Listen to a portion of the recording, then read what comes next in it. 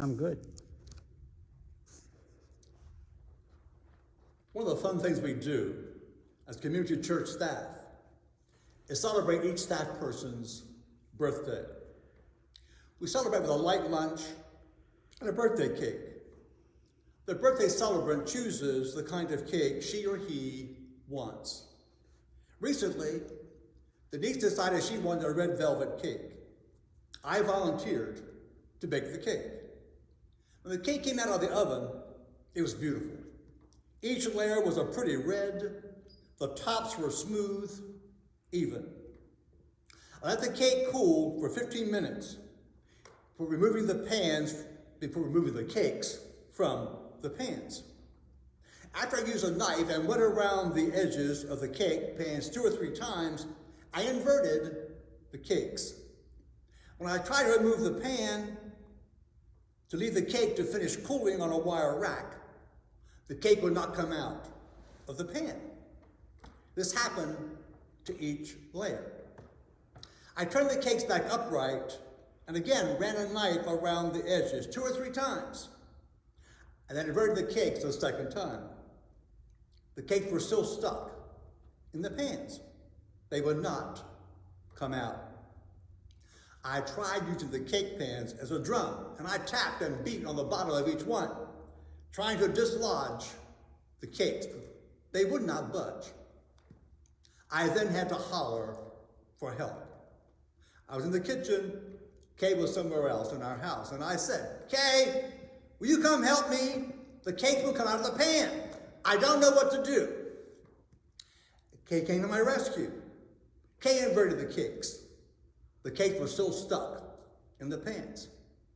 Kay uprighted each cake, used a knife around the edges 2 or 3 times, like I had already done. The cakes would not budge.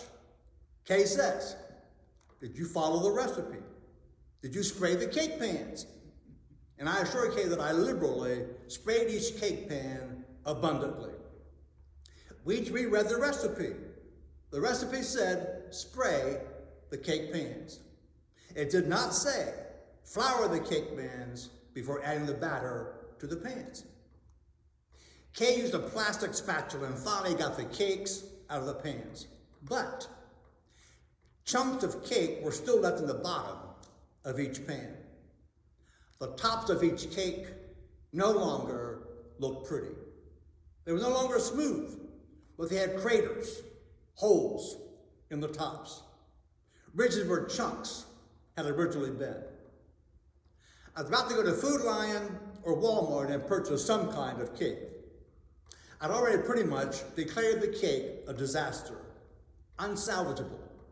And then I thought, what would happen if I doubled the icing recipe and used the icing to act as an adhesive to keep the chunks in place? And that's what I did. The cake was saved. The cake was redeemed. It looked very, very pretty, covered with cream cheese, Cool Whip icing. Now, the day of the lunch and birthday party, I was rather nervous. I was wondering if the cake would fall apart when it was cut. So I took a knife, some kind of plastic cake tool, and a big spoon to serve the cake in case it fell apart. I was prepared for everything. But the cake did not. It held together. It was saved. Now, the best part of the cake was the cream cheese Cool Whip icing. I'm so glad I doubled the recipe. When you and I are lost, hopefully we call for help. Kay helped me save the cake. God, through Jesus Christ, is always ready to save you and me. We cannot save ourselves, but we do need to be saved. Jesus reminds us that he came to the world not to condemn the world, but to save the world. You and I are part of that world Jesus came to save. Remember, Jesus is always ready to save us, to forgive us, to redeem us. Doesn't matter how we look, Jesus sees our heart, and Jesus always wants us to be saved and to follow him. Okay.